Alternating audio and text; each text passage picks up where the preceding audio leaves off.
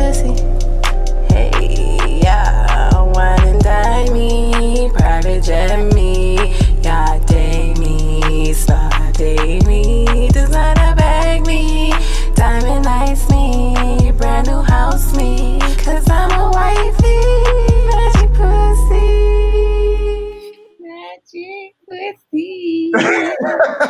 Welcome, ladies and gentlemen, boys. Well, I shouldn't be no boys and girls. Never mind.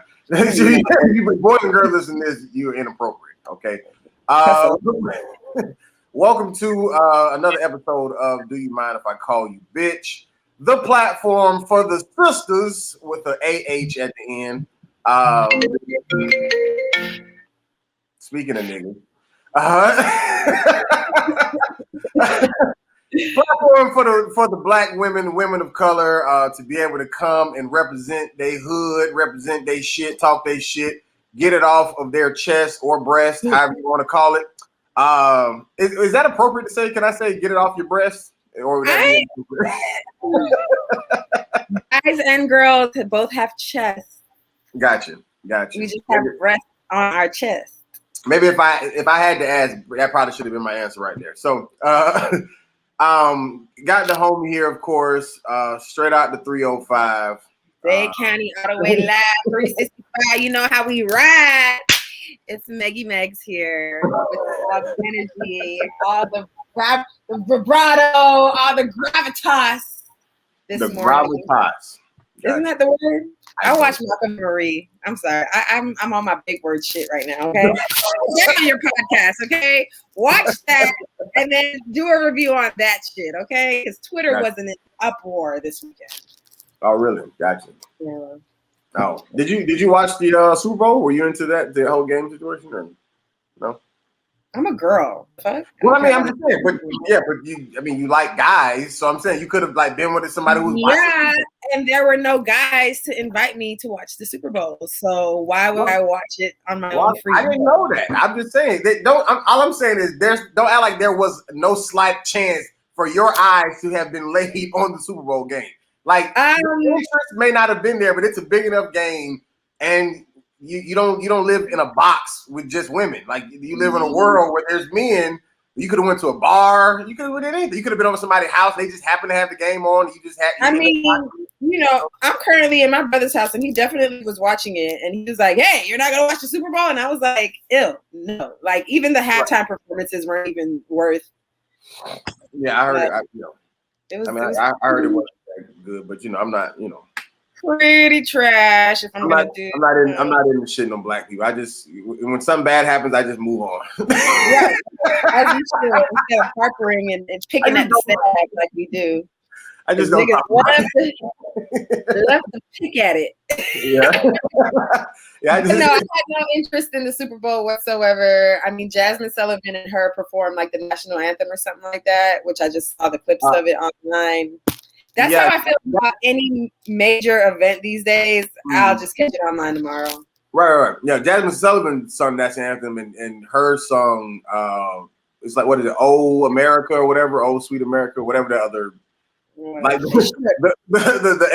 the bridge in fucking the national anthem. I don't know, whatever that extra fucking America song is. It's probably racist.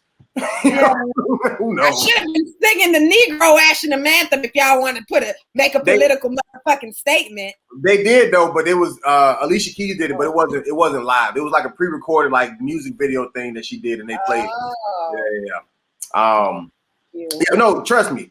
The Super Bowl was black as hell and black woman as hell. Like it was Alicia Keys, her, Jasmine Sullivan, and then it was a young lady who was like 22, I think, who did maybe a poem or something at the inauguration or something or whatever.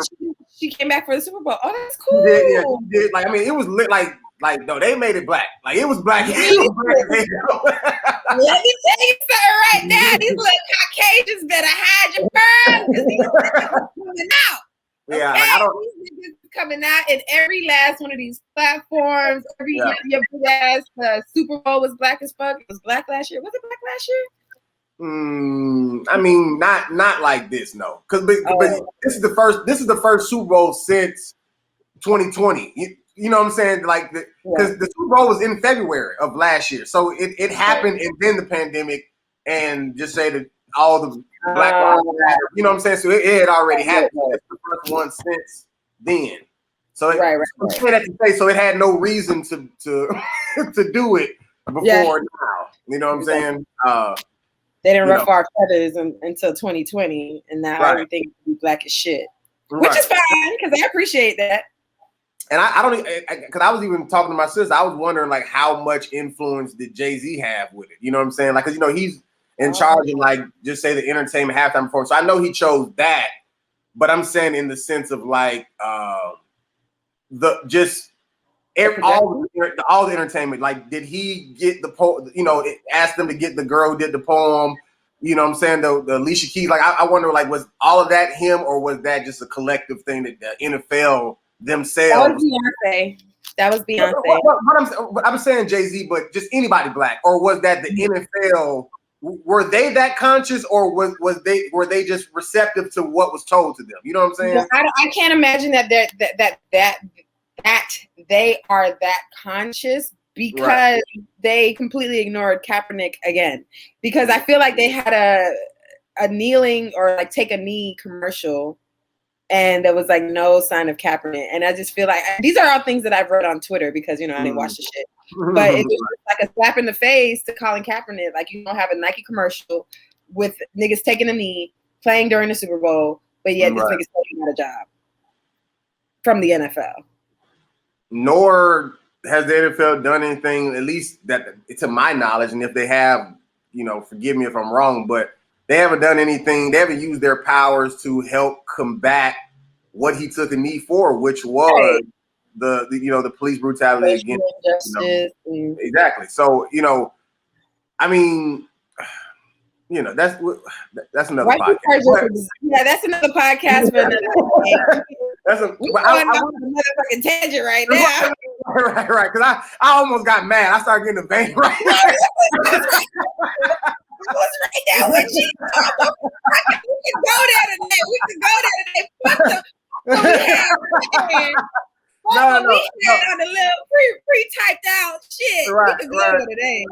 No. We can say that for another time. But I will say this. Shout out to whoever did it, because like I said, the Super Bowl definitely was noticeably black as fuck. Black, and as well as black woman, black female. I mean, and even shout out to, I mean, she wasn't a black woman, she was a white woman, but they had the first female or woman, I don't know what's the correct term these days, but a woman referee.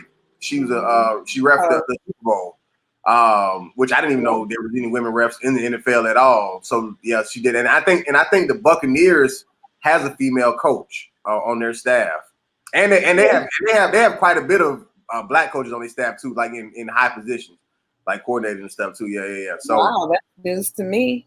Yeah. So I mean, it's certain people in certain areas, you know, are, I guess, showing they care a little more. So even if it's not the whole NFL, there are people who are doing it in certain places. But the last point about just the whole Super Bowl, we can move on. Shout out to the M&Ms, the candy, because they had the funniest commercial I have ever seen. And let me take that back. I don't even know if it was the whole commercial. It was just this one part. So basically, I don't know why they were doing it, but for whatever reason, they just basically showed a bunch of scenarios where people were like doing something offensive on purpose.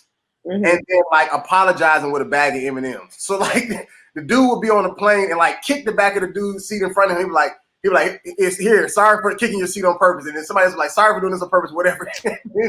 So this white lady walks up to like a middle-aged white woman and was like, she handed her a bag of M&Ms, was like, sorry for being a Karen. Like, sorry for you being a Karen. And then she was like, no, wait, my name is Karen. And she handed her another bag. Sorry that your name is Karen. Oh, that's rich. Shout out to Eminem. Yo, that shit was so funny. And I gotta go find that. They picked a woman who looked like a Karen too. Like, that's what's so funny. Hair, blonde, bang. It was so fun. She was like, sorry for you. She was like, sorry for you being a Karen. And she was like, no, my name actually is Karen. She grabbed a whole other bag. Sorry that your name is Karen. Sorry that your name is Karen. Yo, That was so funny. Karen in this climate, boy. Go by your middle name, sis. Go by your middle name. That really triggered you, huh? You crying? No, listen to me. That was funny. Like it was that. Like I thought the boldness of it is what made it so funny to me. You know what I'm saying? Like that they were willing to take it there. You know what I'm saying? Like we know, like we really going because like that right there would win over the black population of eating M&Ms more than people would think. That one small part right there with the whole Karen thing. So I feel like it's more progressive than Kaepernick's taking a knee at this point. Exactly. It's crazy. The motherfucking candy. Like, y'all get it right better than the motherfucking NFL. Like, that's what I'm saying. Like, they literally led up to it by making somebody be offensive on purpose. Like you basically not minding your own business. Like, you're just going and bothering somebody, which is what Karens do. And so they led it all the way up to that. That's what made it so funny. Like, I'm telling you, when I watched it live, like, I was in tears. I was dying laughing at this. I'm gonna search it. I was like, yo, shout out to M&M's. Shout out to M&M's. Put me in your next commercial.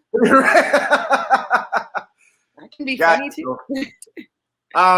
So anyways, at the topic at hand, I know that last week we spoke about passive income and side hustles and stock markets and just different ways that you can make money.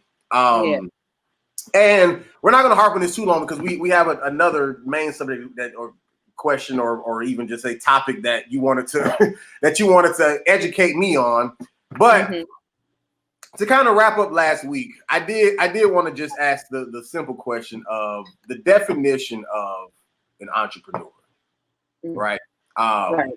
Spell it correctly. Right. Because for one, like we said off camera, because I screwed up this word at the end where it says N-E-U-R. I thought it was U-E-R instead. Right. And so it made me even pose a question to myself or anybody, can you even be an entrepreneur if you can't even spell the word? But even past that, like, what is the real definition of it? Because, like, I do feel like, I guess what I know to be the definition, which I'm going to say, I feel like it exists, but it's two separate. It's almost like how they say it's two Americas. Like, I feel like it's two, levels to entrepreneur. You have the people who work for themselves and you're not employed by somebody. So whatever it is that you're doing, even if you're just selling popsicles and you're not employed by nobody else, that's like, you're just a sole proprietor selling popsicles. That's entrepreneurship. That's entrepreneurship. You know what I'm saying? But then at the same time, you then have the person who has a popsicle factory. and that he never has to show up to, or he or she never has to show up to. You feel what I'm saying? So I guess my question I'm going to pose to you is, because that's just my opinion, but do you consider both of those entrepreneurship? And if so, why? But if not, then what would be your definition? Okay. Well, let's get down to specifics first. According to Google, the definition of an entrepreneur is a person who organizes and operates a business or businesses, taking on greater than normal financial risk in order to do so. So let's dive into that. What is an entrepreneur? An entrepreneur, if you have a business, if you're making income, if people are buying things from you, if you are selling product, whether it be material product, a service, or hell, you're selling nudes on the internet, you're an entrepreneur. Right. And I think that we are in the age of, thanks to Corona, all you got is the internet. All you got for entertainment is the internet. Whatever you buy. Last year around this time, or last year around March, nobody was leaving their house for nothing. Okay. Right. So to be an entrepreneur in this climate, this social climate is a benefit to what you was doing before, because what you was doing before, you probably have to go in, clock out, travel to, you're spending money to make money. Now, I feel like that is in part the definition of an entrepreneur too, because you have to spend money to make money. Correct. But a successful entrepreneur, you know, your expenses, your gains outweigh your expenses, right? Right. As a successful entrepreneur. Yeah, that's my definition. You know, I'm an entrepreneur too. You feel me? Like, I got a couple of things going on, and we could drop the links in the bio, and you know.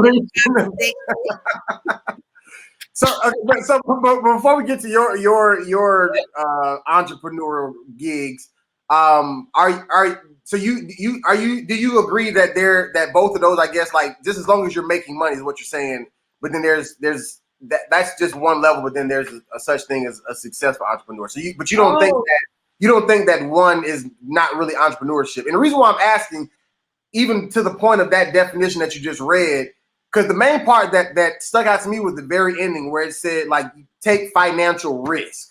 You know what I'm saying? And like, how big of a risk is it if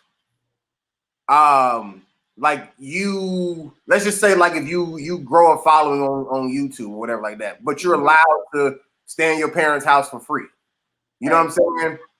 That you're not taking a financial risk. Like, you're literally just taking a social building, you know what I'm saying? And then, you know, like, so does that not make it entrepreneurship? You know what I'm saying? Or are you profiting from your followings? Are you profiting from the people? But that's what I'm saying.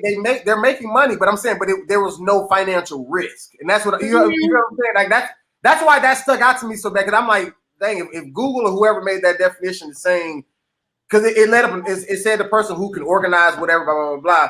And did it say willing to take financial risk, or they had to take financial risk? It says taking on greater than normal financial risk. Taking on greater than normal financial risk. You staying at your mama's house, you ain't taking no goddamn risk. You greater than normal. Like, that's if a content creator is in their mom's basement, living rent free and profiting off their social medias or their YouTube pages, then you're not an entrepreneur. You just came up. Right. You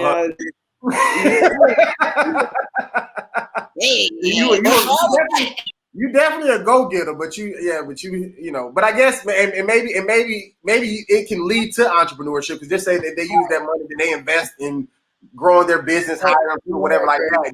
That's when I guess financial risk will take place. So it make it just come on the back end if you just privileged enough. And I don't mean privilege like white privilege. I just mean just in any situation. If somebody absolutely, I can say currently I'm very privileged. Like, at this time, coronacation, shit. You know me, I travel more this pandemic than a lot of people, and knock on wood, my brother's letting me stay here rent free. Right. So shout out. You are not an entrepreneur. I'm just kidding. That's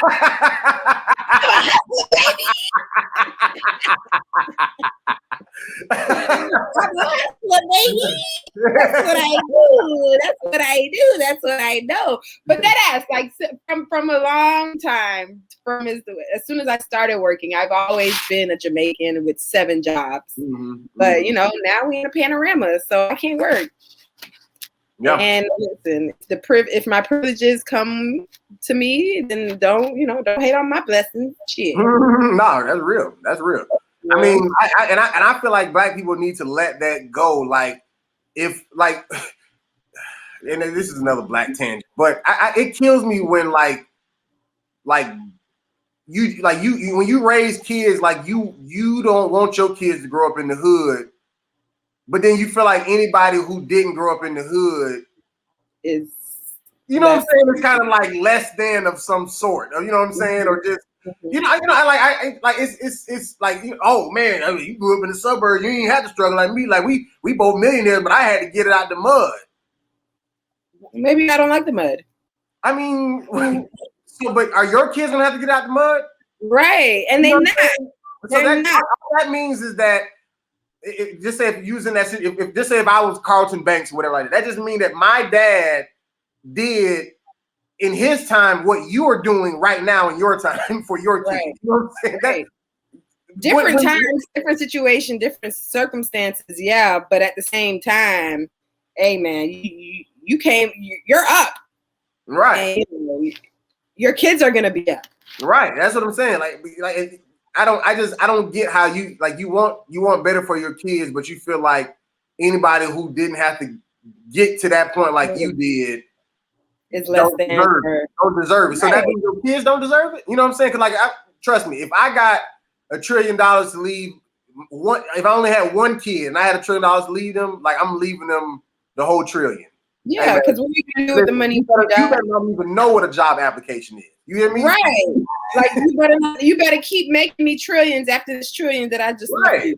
Right. Like listen, you better not. I'm talking about if I see you, no, you ain't never worked at McDonald's. No, you ain't never worked at Winn-Dixie. Nothing. So what? So what? You got that Prince Hakeem treatment. Your royal penis, Your Highness, every morning. Right. Every morning, your royal penis should be clean. Right. If you want to work, I got plenty of businesses I can start. You can clean toilets at my bit. You don't apply for shit. No. Nothing. But that's what we as Black people, Black women, Black men should strive for our kids. But I'm just going to talk about my parents real quick because considering they tried, I feel like I said this last week, but they did not set out a financial plan. They did not teach us financial literacy. They did not teach us how to save money. Mm-hmm. I saved money because I knew my mom would ask me for my money. And I had to play broke all the time. The way she played broke, because we would, ask her for money and she'd be like, I don't have it. You're a liar. Mm-hmm. So now that I get my little $20 for a report card or whatever the case is, mm-hmm. I have money, and then here she comes, let me hold it for you. No, Mom, I'm not going to let you hold it because you're going to go spend it on some bullshit. Right. And, I love my mom, but she's a sack of shit. She is. I say it all the time. She just didn't prepare me for the path. She didn't prepare me to be an adult. Mm-hmm. She didn't teach me about no fucking taxes, no credit cards. Like, did she know and just not teach you, or was she not aware herself? I feel like she abused it. So it's like, you've been an adult longer than you had kids at this point, right? You went out and had you paid rent. You had to fill out job applications. They took taxes out of your shit well before these kids came along. Right. So I say that because I was listening to Rich Dad Poor Dad. Shout out to you for putting me on. And it's like, in life, you would really need a rich dad and a poor dad to teach you all the right things to do with financially. Because if you stuck with, two parents who know nothing or who is trying to understand it themselves, then it's going to be a struggle from the jump. Yep. And that's where we all are. I'm not going to say we all are because, some parents did set their kids up for financial, they set them up. But majority of us didn't.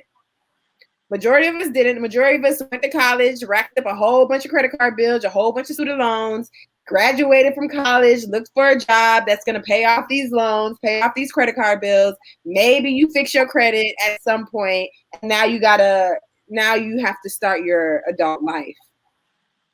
Yeah. And it's just, we are always behind, and I hate that.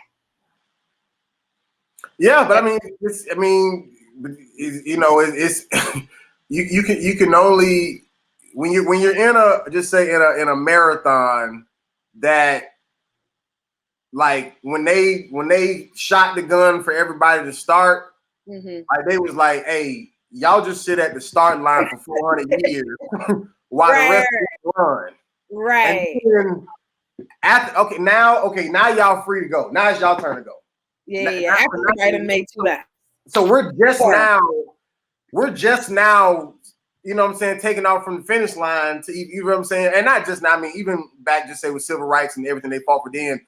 And even people who runaway slaves who do, there was always, in every era, there was always somebody conscious of, like, yo, man, We ain't got to take this shit. You know what I'm saying? Like we need to get the fuck out of here, or whatever level it was, whether it was escaping from slavery, whether it was, or like people willing to. That's why Ryan Coogler put that line in there for Killmonger at the end of Black Panther. Like, I'd rather die with my ancestors who, whatever, forgive me for forgetting the line, but it said something to do with like, I know that like death is basically more freedom than being here alive and being in bondage. Like, being in bondage or whatever. So that there was always somebody who thought like that, like, yo, y'all just gonna sit here and be slaves? You know what I'm saying? Like, I'd rather them catch me and kill me before I sit here and deal with it. You know what I'm saying? And you're talking about no GPS, no map. Where's north, south, east, west? Who the fuck knows? Stars. You a motherfucker. Ain't no highways. You an astrologist at this point. Right. You feel what I'm saying? Like, so, like, it's, you know, there was always this fight. There was always somebody who was like, I'm not gonna sit here at the start line with y'all. Like, I'm gonna just go ahead and run. If I die running, whatever. You feel what I'm saying? So we're just at a point now where there's just a lot more people running, and so we're getting, even like I said, we talked about with the Super Bowl or whatever. But to your point of saying that we're just always behind, I don't even know if in our lifetime we, like, as a black hole, I don't know if we will see us as a black hole ever be caught up, let alone ahead. You feel what I'm saying? Like, yeah, I'm talking about as a black, as a whole. I'm not talking about like just in like here, you know, what I'm talking about, like, because black people, whether it's dealing with Afro-Latinos, whether it's the UK, whatever, like, there's always some level of your black skin is wrong everywhere.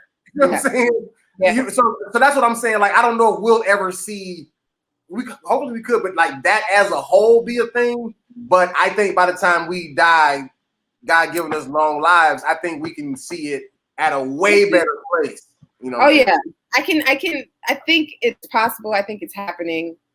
You just got to look at, for example, Cicely Tyson. He just passed away, 92 years old. She was born in 1927, 20. This bitch was born in the 20s. Don't call her a bitch. I'm sorry. That she mind if you call her bitch. That's the name of the podcast for a reason. You know what I mean? This queen, this royal empress, this contribution to Hollywood, Black America, this icon was born in the 20s. Yeah. She lived through all the shit. She goddamn, I don't know if her parents were a slave. I don't know if she was a slave, but in the 20s, it's possible.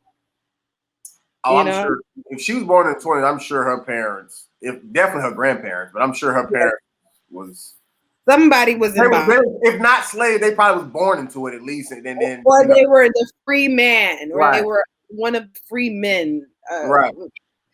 It makes me mad. But that goes to say that she lived 90 plus years and she's seen the transition, and she was part of the revolution, and she, paved the way, and she, saw the change that she wanted to see in her life. And, she lived through so many different cultural events, sociological events, financial warfare. She lived through the fucking Great Depression. And it just goes to say that, God willing, if you live your life long enough, maybe we will all see the transition that we are hoping to see in the future for Black people as a whole. Yeah. Just on some, greater, we're living up to our expectations. We are we are the anointed ones. We are the children of the sun. All that who we are. That's who we are. Some people believe it, some people don't. But I believe that, I believe we were supposed to get our superpowers. We're supposed to get superpowers? Yeah, when they said it was you don't remember, it was like last month, and they was like, oh, January 21st we get superpowers. You don't remember that? No, you missed that. Is that on Twitter or something? Because I'm not on Twitter. I got a Twitter account, but I don't. It was all over the internet. I'm gonna find you some clips so you can reference to it. But it was just supposed to. It was a astrological shift. It was like when all the planets aligned or some shit like that. And the last time that it happened was 400 years ago. So you have to equate what happened 400 years ago was bondage and slavery and all that shit. But you know, we're entering a new age of Aquarius, which is, you know, the dawn of a new age, and that's supposed to be the revelation for all Black people. We're supposed to tap into our greater being or our greater most self, and you know, you got to use the energies of the solar system and blah blah blah blah blah. Right. But I believe that shit. All that shit I believe. You know, I don't know how to quote specifically because I ain't that kind of earthy bitch. But you know, it has truth to it. You know. Right. So live your life long enough, eat your greens, drink your water, and you might be able to see some kind of transition in the life that you live, you know? Yeah. I feel like the way we get there is like we really just have to just stop complaining. And I'm not talking about protesting when somebody's killed by the police. I'm not saying like using your voice for that. I'm saying complaining like, oh, whether it's Hollywood, music industry, or whether it's corporate America, anything. You know what I'm saying? Like we always complain about stuff that we already know exists. Right. You know what I'm saying? Like we're like, man, they ain't giving me a shot because I'm Black. Well, duh. I mean, like, you know what I'm saying? Like, do you think this was the first time? You think that, right. Why are we okay? Content. Okay. What we have to realize is that like the reason why they had to talk about it so much back then is because they had to make awareness of it. Like when they did the march, and then when everybody's seen on TV them getting peacefully walking and then get attacked by dogs, stuff like that woke the world up. You feel what I'm saying? Like that. So that was a reason for that. But what I'm saying is, but like now we have the power to just do whatever it is that we want to do, but we just stay so reliant on the people or the situations that we complain about. I'm just like those, like if somebody like I mean, this is the honest to God truth. Like I don't understand why people get upset when, like, just say like a white comedian or somebody, podcast host, sports announcer, whatever, they get on the air and say nigga.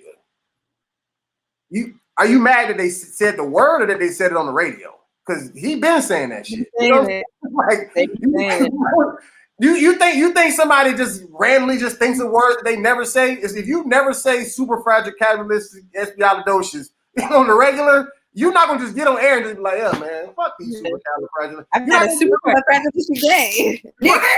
Right. But I'm saying, like, but if that's how you talk, you feel what I'm saying? Like, that's why even like me, like I don't things that I don't want to say on air that could be offensive, I just don't even say in my private life. I just make that practice because like I don't want to be two-sided. Like if it's wrong, it's just wrong, or if it's right, it's right. You know what I'm saying? So I say that to say, like, I don't think we'll ever progress if we're just constantly complaining about things that is just the reality. But once again, if you're using your voice, if you're using art, just like, man, shout out to fucking Nate Parker is his name, right? Oh, American Skin. Did you see that? No, where you see it? I seen it. I read it on Amazon Prime. I should have told you. It's probably the 48 hours probably over now. Listen to me. Got to see that movie. Prime too. You could have told that was a text message, huh? I didn't think about it. But I didn't think about it. That's my bad. But yeah, it's worth the $6.99, like the rental. It's 48 hours.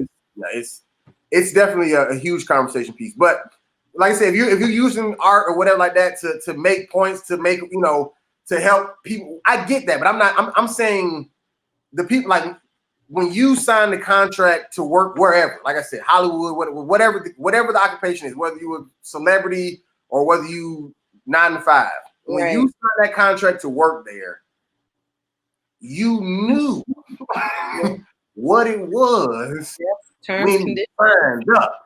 You feel what I'm saying? Yeah. And I'm not saying don't take that job, but what I'm saying is just find a way to use this as leverage. Yeah. Why are you here and complain about it when you know this is just what it is? It is what it is. They don't give a fuck about you complaining about it. They really don't. They really don't, unless you have some kind of power, or you can inflict the power. Power is the word. Power. That's what we're all after. That's what we lack. That's what we have internally. But 400 years of oppression, they done took our power away. They didn't take it away. It's still there. You just have to,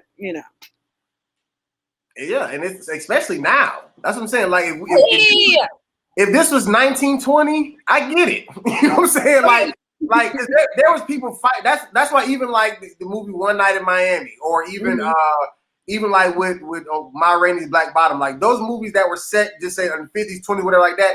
You seen the people going back and forth about their different perceptions of how they should attack helping the Black people. You feel what I'm saying? Right. We're not in that predicament no more. Like we millennials, people who still we don't have that excuse. You know what I'm saying?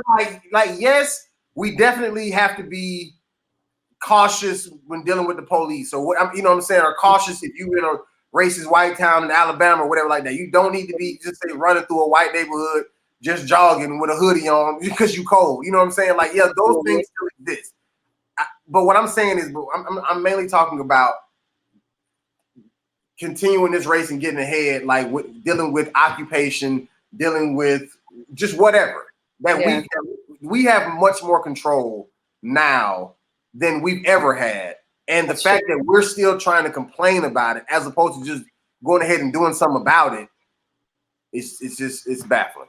That's where we are crippled, because shit, for example, I'm an example of my damn self. Like, I have so many things that I've started, so many lists, so many projects, so many little things that I tap into every day, but it's complacency. It's you're being comfortable in your situation. It's, I don't need a job. I don't need to pay rent. I'm staying here for free. But if the situation turns into, all of a sudden I got to pay $900 to stay in this room. Oh, okay. Well, let me shuck and jive and figure it out. Right. But it's a matter of, you just have to set the fire to your own flame, because nobody else is going to do it for you.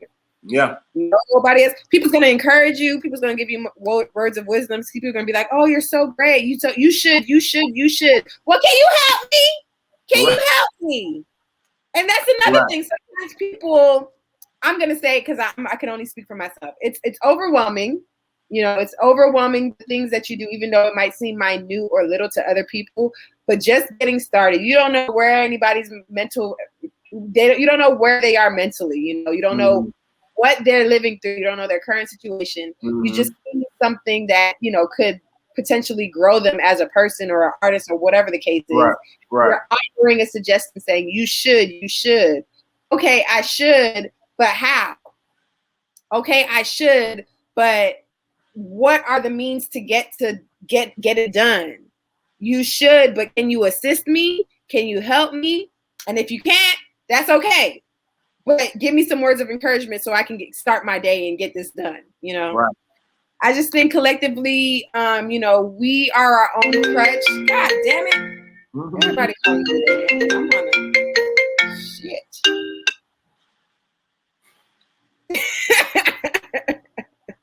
I was on a tangent today. But, yeah. Long story short, we just need to be our own motivators, our own self-starters, our own, this is our time to shine, and we just got to shine bright like a motherfucking diamond. Yeah. But that's going to come from supporting each other as well. You know what I'm saying? Yeah. Like we have to, we can't keep just trying to depend on, like, if we can just get one person, you know what I'm saying? We can just get that one black president, that we can just get that one. That thing, we got it. We got it. It's there. That one, that one Jay-Z inside the NFL, that one, you know what I'm saying? Like, because see, for us, what I'm saying is, like, don't get me wrong, like the Obamas, the Tyler Perry's, these people who are doing, like, being the first to do something, like, they're doing their job by being the first because that opens the door. But what I'm saying is, us as black people, we don't need to look at that as enough, is what I'm saying. Right. You know what I'm saying? Right. Like, there can be so much more of. It could be 7 different Jay-Z's in the NFL. Exactly. 30 Tyler Perry's in Atlanta, 40 in LA. Exactly. If by 2000, if by 2040, there's not another set. I don't know. I'm not gonna put a number on it, but just another set, several versions of a Tyler Perry, somebody who done built their own studio. Like, why? Like, you don't. There's just say with 7 billion people in the world, roughly 3 billion of them are black people. And I'm saying in the world, so not just. I'm talking about who have black skin is the point that I'm saying, and all 3 billion can't go to Tyler Perry Studios. Right. You know what I'm saying? Like, he's only one man. As big as it is, it's still only one studio. Right. Somebody else has to start. Somebody else's. Somebody's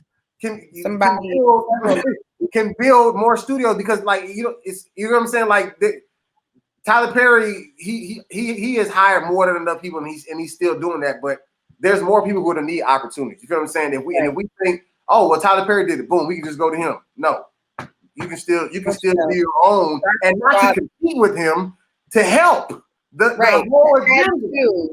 To add to the whole agenda. So yeah, man. All right. So really woke. You're right. I'm telling you, we never can just stay on top. We're too angry. We got a lot of guilt and frustrations. We're trying to see a change in the world. Right. We're trying to change, But and my and to be clear, my frustration is not with the white man. Mine is with the black man and one man. Like, you know what I'm saying? Like, it's us. Because once again, there are things that are out of our control. I'm not saying that everything that we're up against is our fault. I'm not saying that. That's not what I'm saying at all. But whether you're a spiritual person or not, whether you read the Bible or not, it's a scripture, and it's actual facts. That in the scriptures, I don't know where it's at, but it's something to the degree of, as a man thinketh in his heart, so is he. Like, literally, like, what you believe about yourself, that's literally what you're gonna be. You feel what I'm saying? Like, that's like literally, you feel what I'm saying? And as long as you believe that you are a victim and you can never get ahead because somebody else always got their foot in your neck. Once again, if you was born in the same hospital on the same day as Cicely Tyson, you know what I'm saying? I would get it. But you wasn't. Yeah. Your ass is a millennial. Your ass got no excuse. Your ass can do what you want to do. You just have to be willing to do it. You got to be willing to get the information, learn it, whatever it takes. But you got to be willing to do it. You can't be a bitch about it. You can't be scared. You know what I'm saying? You got to do it. Yeah, that's true. That's true. Yeah. So that's my frustration. Anyway, so we got about, just say 15 minutes or less ish. So I did want to still be educated on the subject matter at hand. I don't know if this is a good transition or not, but I'm still curious. We were talking about uplifting and said now you want to bring on that other topic. Well, and I don't. Not that you necessarily have to just say give me a play-by-play of just say of your personal life, but I'm saying I am still curious to this subject matter in the sense of how you describe it. And the reason why I am curious about it is because that this is a big deal with Black women. You know what I'm saying? And I'm saying it to the degree of I'm not gonna put everybody's version of whatever they're doing and call it pimping, but women are definitely taking a stand on, you know, like not messing with a nigga unless he got that cash. You know what I'm saying? That bag. So that as a result, she can just say eat at the nice restaurants or get whatever done, or even some people to the degree of getting their rent paid or whatever it is they're doing. And the reason why, and this is my last thing, the reason why I'm being careful of saying that all of that is just say pimping, because it could just be you just have standards, you know what I'm saying? And pimping, you know, it's a strong term to use. And so I don't know what it is. That's why I'm gonna let you explain it. But that's my whole thought. So I guess I just need to know how this whole world works. Like, bring me into this world, because I don't know. Okay, well, Krisha Young Miami from the City Girls said it best.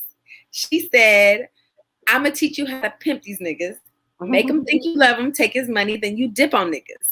And that's the life I'm living by. Recently, okay, let's say, you know, all of last year from like July to December, I was messing with a very basic man, you know. Gotcha. There was no glitz, no glamour, no nothing, just penis, okay? And, you know, it happened that my birthday is at the end of the year, and then my birthday came along, and I got little to nothing. I didn't even get penis. I was just like, well, why the fuck am I fucking you? Like, why am I fucking you? Like, for the dick, there's thousands of dicks out there. I don't need to be fucking you just because, you know, I'm cool with you or, you know, you already hit it. So going into 2021, I was like, I'm not doing this anymore. I'm not giving myself away. I'm not sleeping with anyone. I'm not, you know, giving myself up for cheap because I'm a fucking bad bitch. I am. I'm a dime. You know, I'm smart. I'm funny, you know, and hell, my inner parts are great, you know. But I told myself that I am not dating regular niggas. I am leaving regular niggas in 2020. And I am only dating, you know, extraordinary people, business people, entrepreneurs who are actually already established entrepreneur. I'm not trying to they know how to spell entrepreneur. They know how to spell it.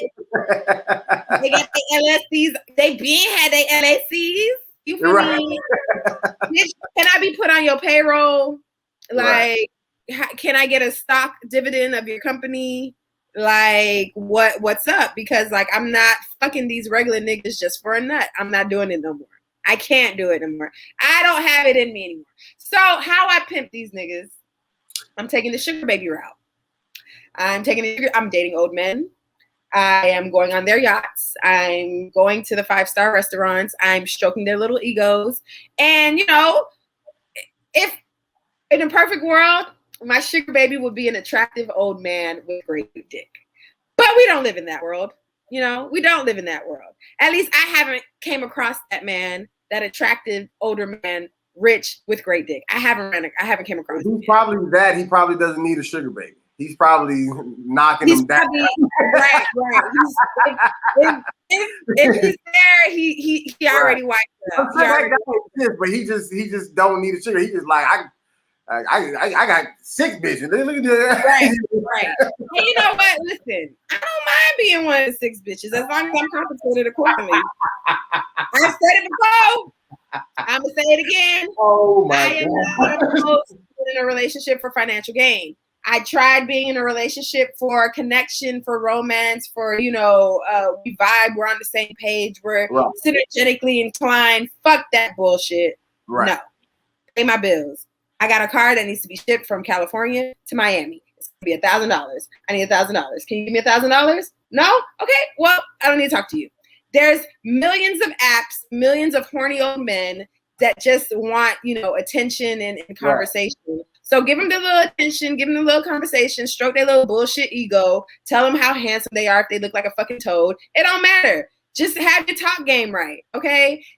On TikTok, there are several different, like, you put in sugar daddy in the search bar and they will teach you how to be a sugar baby. Wow. I'm not doing that bullshit romance shit no more. Fuck that shit. Fuck love. Fuck all that shit. No, it's easier. So I have 2 questions. My first question is, when it comes down to not so much for the sugar baby route, let's put that aside for 1 second. I'm talking about just a woman dealing with a man, but still falls in the category of pimping these niggas, like getting the you know, I don't want to say using, but using a man's money, if you will, to get the finer things in life, right? Whatever that looks like, whether it's food, you getting your car shipped, whatever. Whatever that is, I'm saying, but not an old man who just needs attention. I'm talking about just a guy, you know, whatever, but he has money. Okay, so my question for this particular more regular, I guess, if you will, situation, does the woman have to bring anything to the table? Like when this whole Young Miami MLK speech that she gave. This quote that she gave. When it comes to this whole situation of making him think that you love him and then leave him, whatever the case may be, at any point during that whole process, is she suggesting, or did she herself bring anything to the table, or it's literally equivalent to the sugar daddy thing in the sense of stroking his ego to get it and then leave? Well, I mean, when you enter a relationship in any level, what are you bringing to the table? What is attracting you to the person that makes you want to be like, oh, well, I'm going to fuck with this person for long term? It's either your personality, cooking, cleaning, you're funny, maybe you have some value to add to their life, maybe you keep them on their game, maybe you're a motivational speaker, maybe they're lacking, they lack affection, and then you're just there to pat them on the shoulder or stroke their ego. Right. I feel like men at the end of the day, that's all they really want. They want a mommy junior, or they want, someone that they can, suck on the titty, I'm so graphic. But no, at the end of the day, they just want someone to be like, okay, here, let me take care of you. Let me take care of you. Okay, I can take care of you. How? When you come home after long days of work, I can be there to rub your shoulders. I can be there to cook your meal. I can be there to run your bath, whatever the fuck you want. I don't give a fuck. And that's what you bring to the table, because if I wasn't here, you would do this on your own, and then you will go out searching for something that I provide. Right or wrong? No, I get it 100%. I just, like, the more I listen to you or anybody who's ever been a guest on this, and y'all talk about, like, when y'all were like how guys think or just whatever, it makes me feel either really old or very, very far removed just from a social life, because like the things that y'all will be saying that men want, I don't be wanting. You know? So what do you want? I'm saying like in the partner. What do men want? For me, like my whole mindset behind just say even getting married, having kids, whatever like that. Like to me, I be thinking about like legacy. You know what I'm saying? Like I personally am not going to share my legacy with a girlfriend or less. You know what I'm saying? And I'm saying or less meaning like just some chick I'm fucking or whatever. I'm saying like I'm talking about like legacy. I'm talking about like when I leave here and this generational wealth is left behind, that ain't getting left to anybody that don't have some type of like commitment to me. You know what I'm saying? Like that's pure point blank. Like you know what I'm saying? And then I'm also just, I'm not needy. You know what I'm saying? Like and maybe it's because I've never, had it done for me. So maybe if I had a woman that was cooking and running my bathwater and shit, maybe I'll transform it like it. But even when I've been in relationships, like, I mean, they cook, but it ain't never been like, this is what they do. Like every time I walked in the house, it was a hot meal. It would be sometimes they would cook, sometimes I could cook, sometimes we order pizza, whatever. You know what I'm saying? So what you gonna say though? What you about to ask me something? No, I'm saying that, like, you said you never experienced it, but the men that I'm dating or the men that I'm trying to date, that's what they want. And if that's part of the job description and shit, sign me up. And that's what I'm saying. I get it. Like when you explain like what you're bringing to the table, I get why that is bringing something to the table to people who want that. You know what I'm saying? That's what I'm saying. I'm not one of those niggas that want that shit. I'm saying, but for me, like hard pass. Like I cook for myself. Thanks. Like for me, I got a massage gun. I'm good. I am one person who, like you talking about, does not need their ego stroked. And it's not because I have a big ego. I just don't care. You know what I'm saying? Like I'm a very, very nonchalant person. You know what I'm saying? Like I just don't. I'll wear anything. I just whatever. Get over it. You know what I'm saying? So that's why I like to hear this perspective, because it makes me aware of how other just even black men, my age or whatever, are thinking. Because I don't. It's time to bring some black men on the show and get a different perspective.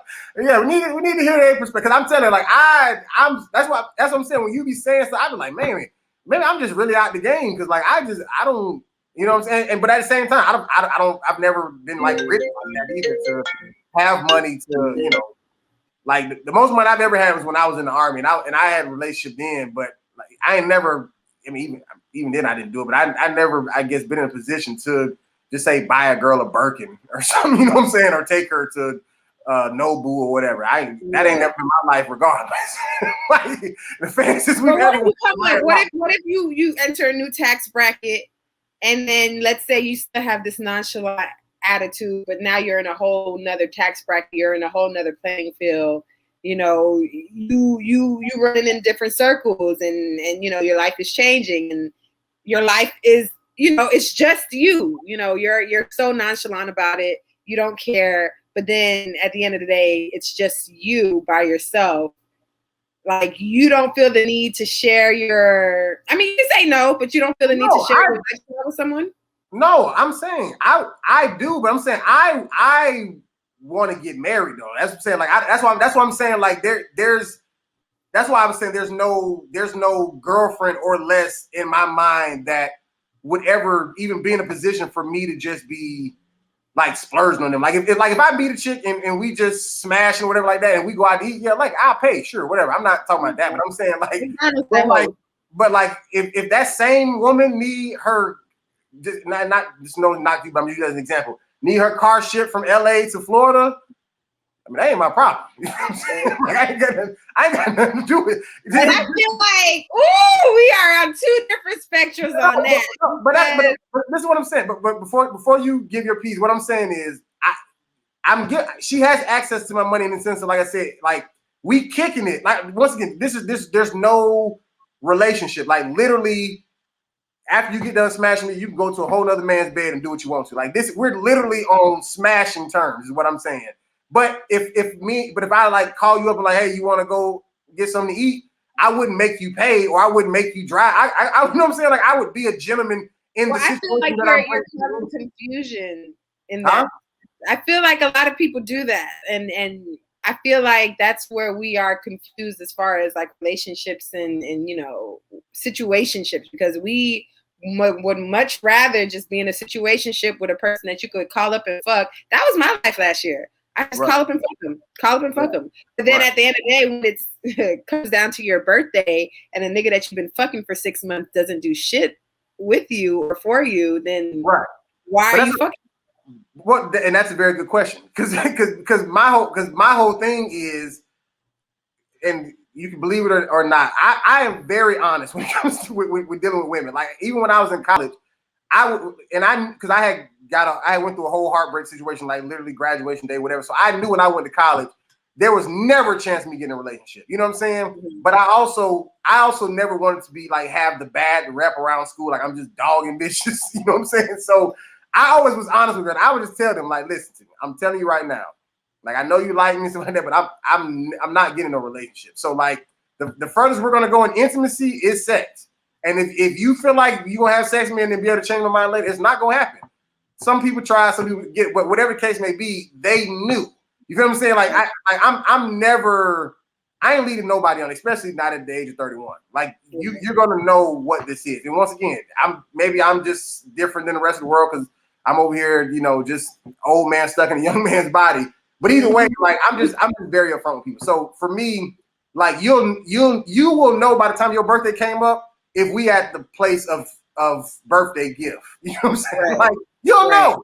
You know what I'm saying? Right. You will know. It won't be no surprise. You know what I'm saying? Right. And so, but that's just me. I'm not speaking for the trash niggas that you fucking with. I'm just saying. What to piggyback on what you say, being upfront. That's why I'm pimping these niggas. Like right.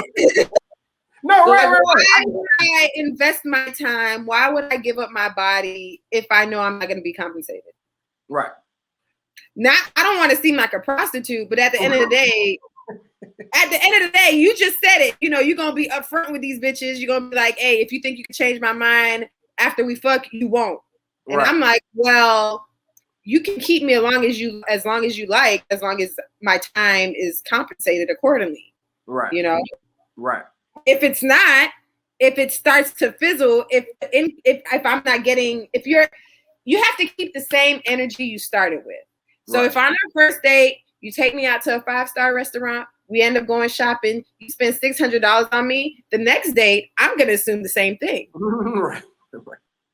So that's fair. That's fair. But how many times do you have to do this though? Like what? Like is there ever a point where you can be a sugar baby and it just be with that one person and that just lasts?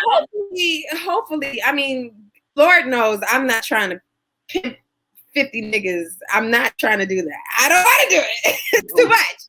I don't give a fuck about them enough for me to entertain 7 different niggas.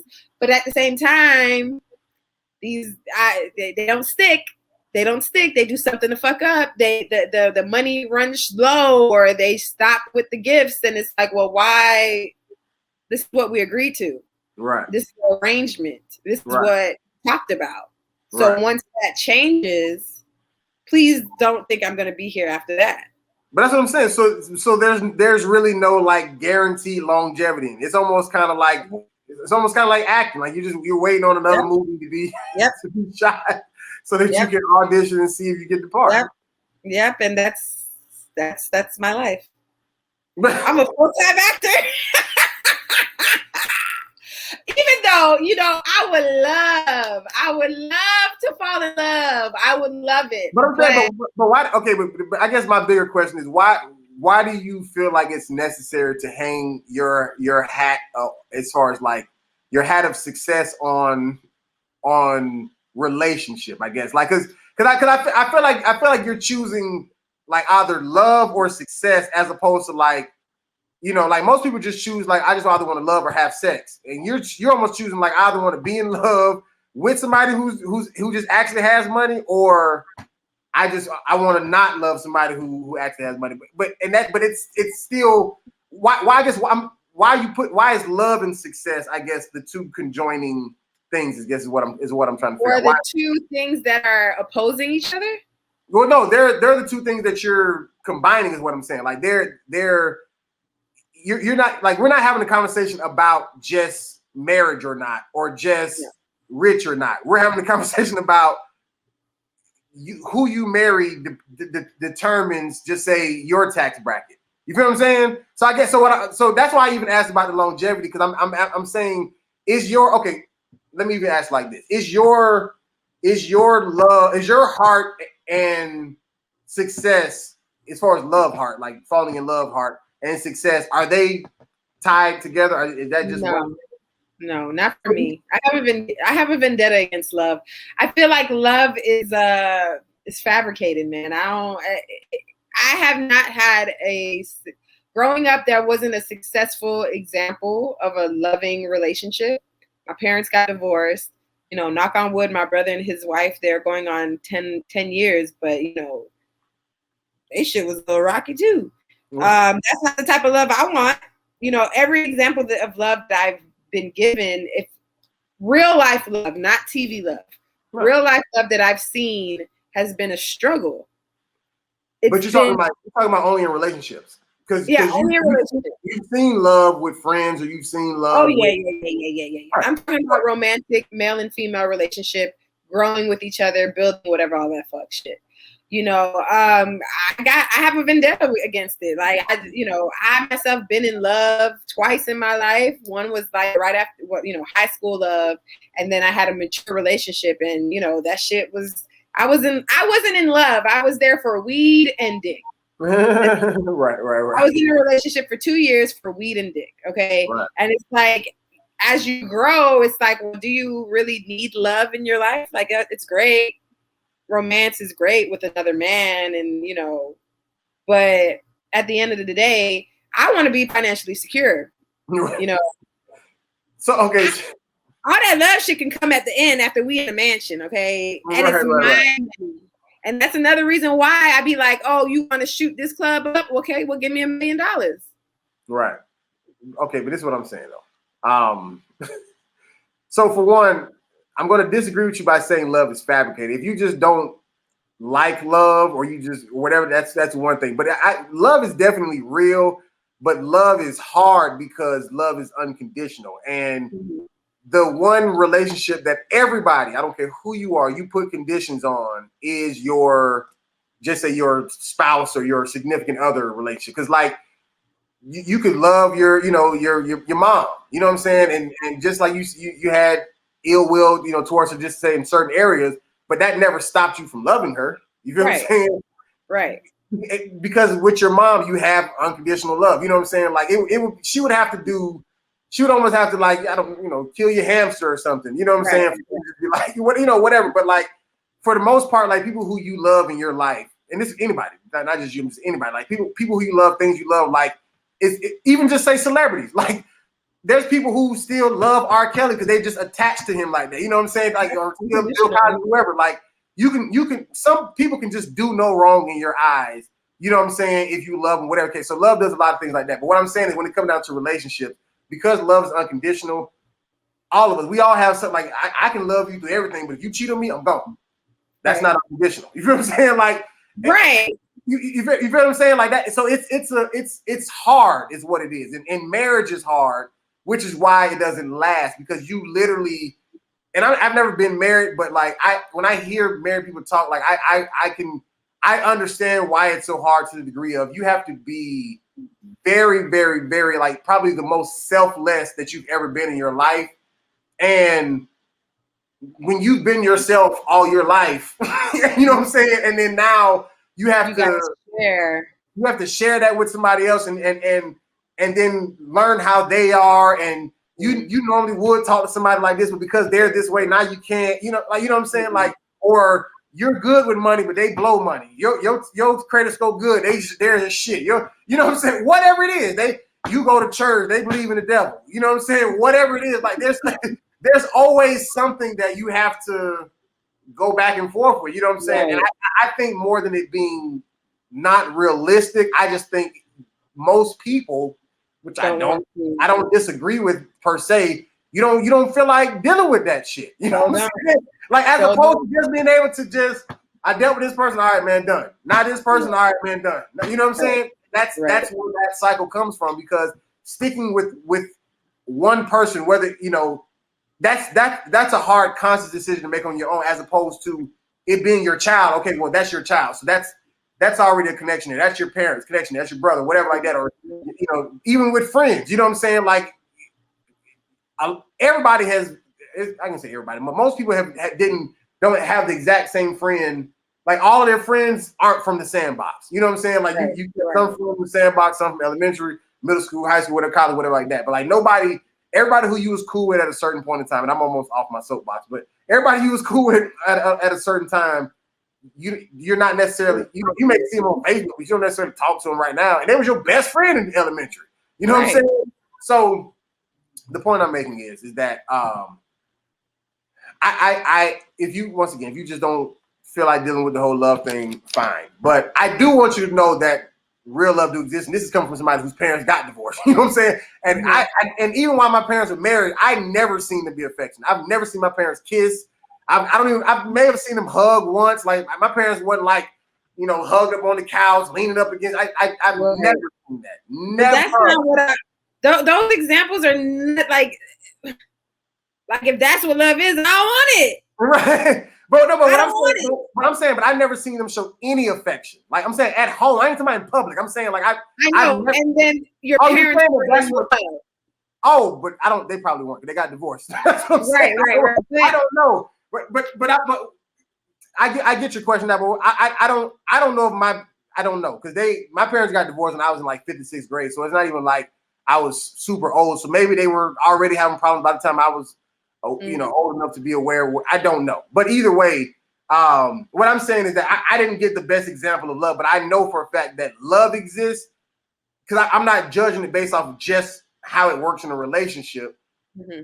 I'm basing it off of like people in my life who, if it wasn't for the love that I have for them, we would have been. Right. You know what I'm saying? Right. But you feel what I'm saying? So and so I just think that, once again, do you sugar baby thing, whatever. If that's how you feel, I'm not gonna try to preach against it, whatever like that. But I am on the side of believing in true love, but I'm also patient enough to wait on it. Like I'm not just I'm not just choosing the chick I'm attracted to because literally every time I go on Instagram, I find somebody else who was finer than the last chick that I saw. You feel what I'm saying? So you can't judge it off of that. You feel what I'm saying? But I'm literally, and this is my very, very last sentence. I'm literally waiting to find a person that even if their whole face got blown off in a tragic accident, I would stay married to them until death do us part. And I wouldn't be saying like, dang man, I married her for them lips and them cheekbones. Nah, that shit, you know what I'm saying? That shit gone. You know what I'm saying? Or she get, God forbid, she get breast cancer and she lose her breast. Hey man, that was the reason why. You feel what I'm saying? Like those conditions right there is what fucks us up every single time. You know what I'm saying? It's hard. I get it. I got conditions that I'm trying to let go of. I get it. I'm not sitting here saying it like I'm perfect, but I'm saying that's the bridge that you have to cross over if you're trying to find that true love. Now, once again, going back to the whole sugar baby and the money side, I'm foreign in that area, so I don't know. But you know, but I go ahead. I'm sorry. I'm not an expertise. This isn't something that I've been doing for all my life. This is just a choice that I've decided to do. And it's like, I'm not dating average. I'm not dating below the average. You know, with the concept of love, I have, you know, romantic love is at the very bottom. Gotcha. Everything else, family, friends, career, passions are at the very top. Romance and affection and, you know, getting to know another person, you know, getting to know who they are, getting to know what they like, you know, compassion. Fuck that shit. Fuck that shit. It's at the bottom.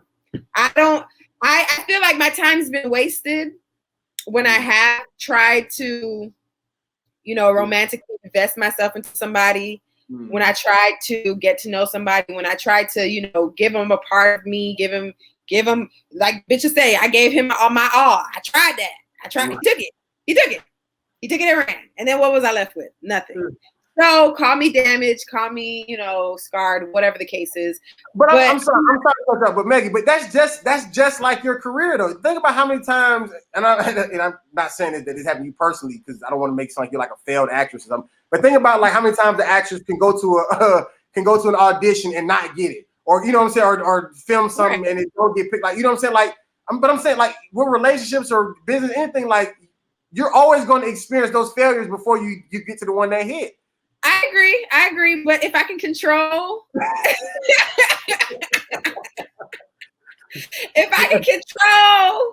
motherfucking, you know, if I can control the situation the best way I can, then I'm gonna control the motherfucking situation. You're not gonna ever have control. Jesus Christ. You're never gonna have full control. It's the daddy's color. You're never gonna have full control in somebody else's wallet. Right. You never will. I know, but you know, there's certain things that I can control. It's certain things that, you know, it's certain characteristics that I'm looking for. It's certain, you know, qualifications, tax bracket. Right. You know, hey, if I can control who I talk to, if I can control, you know, the company that I'm keeping, the circles that I'm running with, you know, we still in a panorama. You can't really do much, but I'm in Florida. You could do a whole lot. You could do a whole lot in Florida. So listen, you got a boat, you got a yacht, you got money, I'm available. So you know what? Okay. All right. So you keep us updated on how this. Yeah. Every week, I'm gonna let y'all know how it goes. And you know, meanwhile, I'll talk to Cupid, see if we can pull out one more arrow. No, fuck that. It's Valentine's Day next week. Shit. We not listen. May the best man win. I don't give a fuck. Yeah. I don't know. Maybe it's because I've spent quite a few Valentine's Days alone and didn't even realize it was the 14th. You know. Yeah, me too. I deleted my Instagram, or I took a hiatus from Instagram because I knew how I felt around February, and I knew I get annoyed and all that shit. I just don't want to see it. I just don't want to. All that happy romance we got plans. Look at what I don't give. Fuck you, and your boyfriend. Fuck you and your girlfriend. Don't want to see it. So I'm gonna come back in March after that shit's over, and yeah. Hopefully everybody just do a bunch of late posts, like late posts from Valentine's Day all March, and you just keep from March. Valentine's Day is exactly in the middle of the motherfucking month. Do you think I want to see a fucking Valentine's post on March 1st? I would want you. Late post. No. The time came and gone. It's over. The time has came and gone. All right. Well, this has been a great conversation. Another installment of Do You Mind If I Call You Bitch / woke black woke. Niggas who need some sleep, they too woke.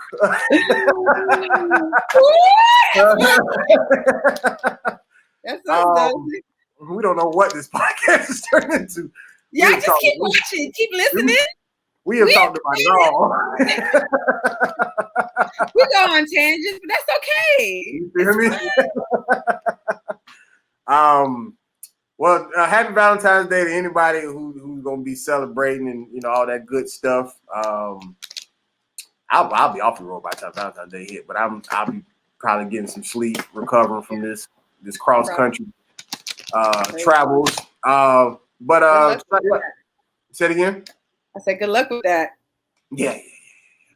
That's gonna be cool though. I've never driven cross country, so I think it's dope to at least be able to do it once in life. I wouldn't want to I don't want this to be like, yo, I did it more than anybody in life. No, I ain't trying to.